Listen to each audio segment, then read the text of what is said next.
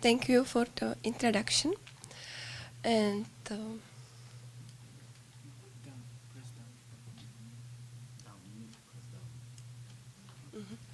okay, in my presentation today, I would like to tell you the answers for these questions, and I will start with the second one.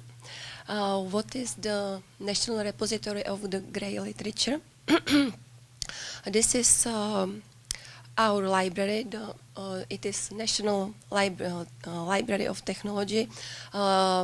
Starts to build this repository in 2008. And when we began to build this repository, we built it for to support research and education. This is for research works, and with the focus to support this open access, dissemination, and reuse of the research works. And because of that, we started to think about using the CC licenses from the beginning of this project. Okay, and what is the grey literature? You can see the definition. If I say it in simple way, that means that it is work which is not published by commercial publishers, and it is not possible to buy in bookshops. And these are all kinds of reports and theses and conference materials and some other works. And what is important is our partnership network. In this network, we have now exactly 152 organizations. These are research institutions, universities, all levels of state administrative, and also some organizations from the culture, which publish their research work, galleries, libraries, and museums. And last 2 years, we have many non-profit organizations as a new partners.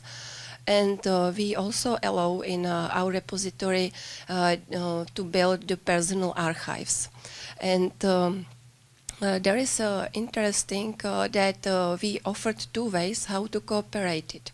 And the first way is that the organization have institutional repository, and we harvest the metadata from these repositories, and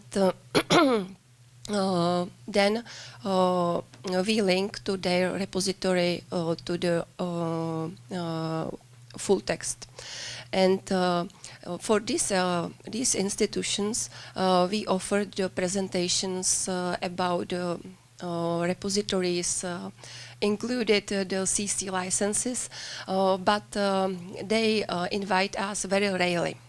And they use it also very rarely, these CC licenses. And the second way is for the institutions which don't have the institutional repository.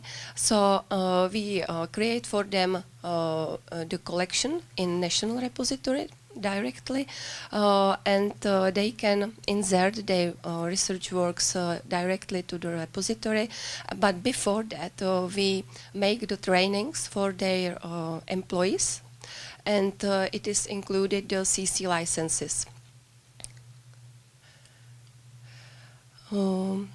Now, this all research works or works in the repository is under Czech copyright law, and there is voluntary to choose the CC license. And this slide is very interesting. There are some statistics, and you can see the comparison of 2 years, the beginning of start to run the repository. It was year 2011 and this year. And you can see that the number of records with the digital document is increasing, but the number digital documents with using the CC licenses is decreasing. And the average now is that every year we have only 112 new digital documents with CC license in the repository. And there you can see that the most used are the most restrictive types of the CC licenses. This is because the researchers doesn't want to allow to make changes in their works. So they like this restrictive types. And there you can see we have 152 organizations in partnership networks, but only 22 organizations use the CC licenses. And you have the biggest column. This is our library, and we start to use these CC licenses to show good example. How to do it. We have from 2012 the director regulation for us that employees' works have to be published in the repository and with the CC license. And there is this graph once again, and without the our library. And without the institutions which have only one work with the CC license in the repository, and there are 6 research institutes and 4 universities, 4 non-profit organizations, and 1 museum, 1 library, and there is also 1 personal archive. And there is the graph with the document types which are used these CC licenses. The most common are these conference materials, and it means in the grey literature not only papers but also the presentations, also video records, posters, and for example photos, and also the research data if the author wants to publish it together. And then there are all kinds of reports and analytical materials, promotion materials, and outer works. And there is only 1 dissertation by CC license. We try to support the CC licenses from 2008, and every year we have this topic at the conferences, which are focused on grey literature and repositories. We have 1-2 times every year the workshop in our library for partnership networks and other institutions with lawyers.